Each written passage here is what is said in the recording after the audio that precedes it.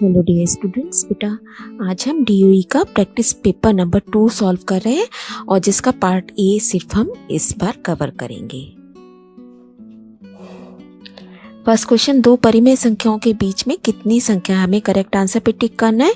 In between two rational numbers there are infinitely many rational numbers, हमें पता ही है। So the answer is B.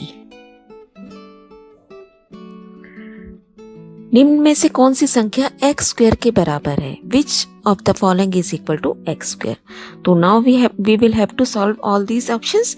तो देखते हैं सबसे पहले कौन सा हमें इजीली कर सकते हैं। तो देखिए बेटा, अगर सपोज मैं नीचे से चलना शुरू करूं, क्योंकि 12/7 माइनस, जब डिवीजन में है तो आपका माइनस हो जाएगी पावर, -5/7 आप करोगे, 12 - 5 7, 7/7 1 बनेगी इसकी पावर। तो ये तो कैंसिल हो गया। इसको चेक करते हैं, गुणा करते हैं तो पावर्स ऐड हो जाती हैं। तो हमारे पास क्या बनेगा इसका, देखिए x की power 2/4 plus 6/4, that means x की power 8/4 and that means x square equal. तो यही हमारा करेक्ट आंसर है। नेक्स्ट देखिए, y इक्वल टू 3x पर कोई भी बिंदु किस प्रकार का होगा? Any point on the line y equal to 3x। तो अगर a को a माना गया है, a और b में a में आंसर है ना, तो अगर a को a माना है तो y कितना हो जाएगा? 3a। So answer is a। Next देखिए, दो पॉइंट्स के कोऑर्डिनेट्स 2 - 3 एंड -6 5 है, तो इनके भुज में डिफरेंस बताइए। एब्सिसस में डिफरेंस बताना है हमें। तो एब्सिसा क्या होता है बेटा? x coordinate. तो इसका 2 है, इसका -6 है, तो इसका दोनों का हमें डिफरेंस बताना है। 2 - -6, तो क्या बन जाएगा? 2 + 6, आंसर इज 8, सी। नेक्स्ट देखिए, यदि किसी बिंदु के दोनों निर्देशांक ऋणात्मक हैं, दोनों कोऑर्डिनेट्स कैसे हैं? नेगेटिव हैं, तो हमें क्या बताना है कि कौन से उसमें क्वाड्रेंट में लाई करेगा। तो दोनों नेगेटिव हमारे पास कहाँ पर होते हैं? देखिए answer is C, very easy. 6th question, तीन समांतर रेखाएं एक दूसरे को कहां पर प्रतिच्छेद करती हैं?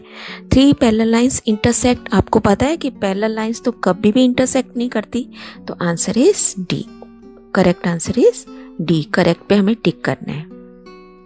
नेक्स्ट देखिए, निम्न में से कौन सी संख्या एक अपरिमेय है?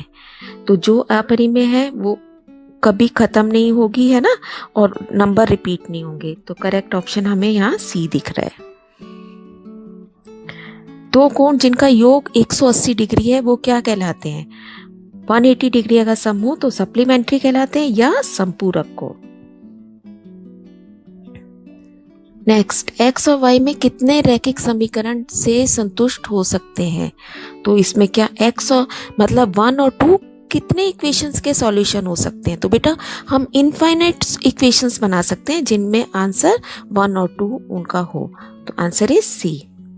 नेक्स्ट देखिए, यदि AB is equal to QR, BC equal to PR, CA is equal to PQ, तो इनमें से कौन सी स्टेटमेंट आपकी ठीक है, हमें बताना है। तो वेरी इजी है बेटा, आपको चेक कर लेना है। A के साथ हमारा AB के साथ जा रहा है। अगर मैं ABC एक ट्रायंगल रखूं तो AB के साथ मुझे लिखना है QR और BC के साथ आपका PR आना चाहिए, यानी कि RP भी लिख सकती हूँ। हमारे हिसाब से ये होना चाहिए। अब आप चेक कर लीजिए ये ऑप्शन इसने कहाँ दे रखा है। तो देखिए चेंज भी कर सकता है, ABC को हम BAC भी लिख सकते हैं, CBAB कुछ भी लिख सकते हैं।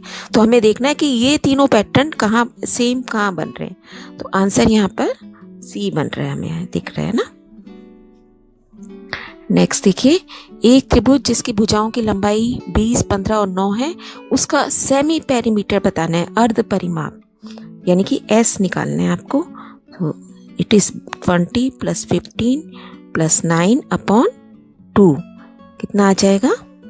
44/2, आंसर इज 22, सी। नेक्स्ट, एक समद्विबाहु यानी कि आइसोसेलेस ट्रायंगल में जिसमें कि इक्वल साइड्स की लेंथ कितनी देगी है? 13 सेंटीमीटर, यानी कि 13 की 2 साइड्स हैं आपके पास और तीसरी साइड 24 सेंटीमीटर है। उसका एरिया हमें फाइंड आउट करना है। तो we will apply the Heron's formula. ABC हमने इसको मान लिया 13, 13, 24। सेमी पेरीमीटर निकालते हैं पहले, 25 आ गया। फिर area S minus A, S minus B, S minus C under the root, आपको पता ही है फॉर्मूला। बहुत केयरफुली वैल्यूज रखी और सॉल्व करके आंसर आ गया 60 स्क्वायर सेंटीमीटर C। नेक्स्ट देखिए, ट्रायंगल ABC में एक हमने ट्रायंगल बनाया जिसमें AB is equal to AC है।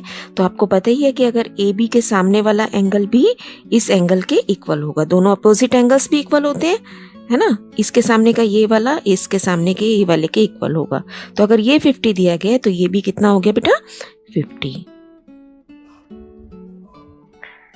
दो संपूरक कोणों का अंतर 40 डिग्री है, यानी कि अगर उनको जोड़ा जाए तो आपको 180 मिलेगा। संपूरक है ना, सप्लीमेंट्री है, तो उनको जोड़ा जाए तो 180 मिलेगा, लेकिन अगर उनको घटा दिया जाए तो 40 डिग्री है। तो देखिए हमने एक एंगल x मान लिया तो दूसरा x घटा 40 हो गया, है ना। दोनों में अंतर कितना है, 40 डिग्री का। तो अब इन दोनों को अगर हम जोड़ेंगे तो हमारे को 180 मिलना चाहिए। तो आपको एंगल कितने मिल गए, 110 और 70 डिग्री का। आंसर आ गया आपका B।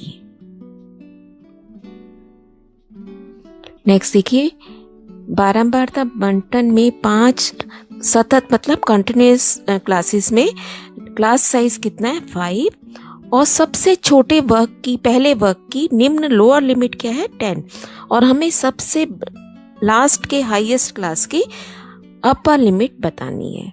तो देखिए बेटा कैसे करेंगे। इसने बोला है क्लास साइज 5 है, क्लास साइज अब 5 है, और आपका ग्रुप कहाँ से शुरू हो रहा है, 10 से। तो पहला ग्रुप आपका बना 10 से 15, 15 से 20, और कितने क्लासेस हैं, 5। तो हम लिख लेंगे फटाफट 20 से 25, 25 से 30 एंड 30 to 35। अब इसने सबसे हाईएस्ट क्लास की लोअर लिमिट पूछा है ना हमसे, तो आंसर हमारा बन गया 30C। नेक्स्ट देखिए, एक त्रिभुजाकार खेत की लंबाई 51, 37 एंड 20 है, और इस खेत को समतल कराने का खर्च बताइए 3 रुपए प्रति मीटर स्क्वायर की। तो कॉस्ट ऑफ लेवलिंग हमें बतानी है, लेकिन कॉस्ट ऑफ लेवलिंग आप कैसे बताओगे, जब ये सारा एरिया फाइंड आउट कर लोगे। तो एरिया निकालने के लिए अगेन हीरोन्स फॉर्मूला अप्लाई करेंगे। आप सेमी पेरीमीटर निकाला, फॉर्मूला लगाया, केयरफुली उसको सॉल्व किया, आंसर आ गया एरिया का 306। अब कॉस्ट कितना दे रहा है वो, 3 रुपीज पर मीटर। तो 3 रुपीज से मल्टीप्लाई करके 918 रुपये आंसर आ गया।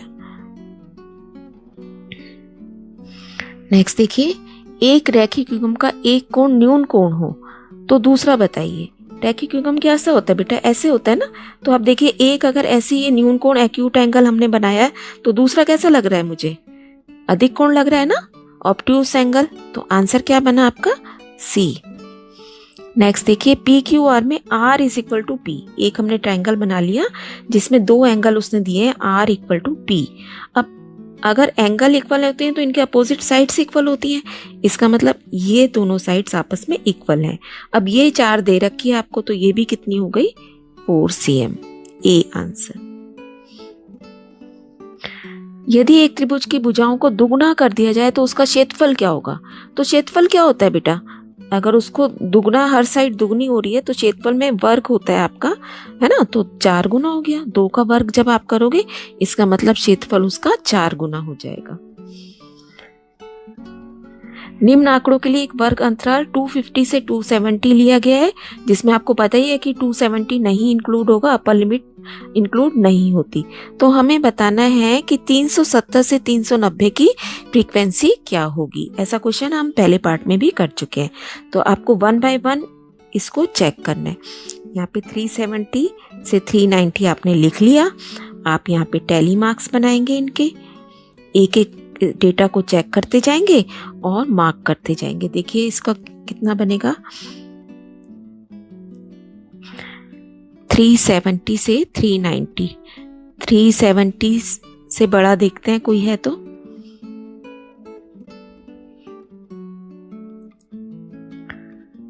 कोई भी डेटा नहीं है बेटा यहाँ पे। तो आंसर हमारा यहाँ पे 0 रह गया और फ्रीक्वेंसी क्या बनी, 0। Answer is A। तो बेटा ये हमने आज पार्ट 1 कर लिया है। पार्ट ए किया है सॉल्व। आप इसे समझिए, प्रैक्टिस कीजिए। Stay blessed.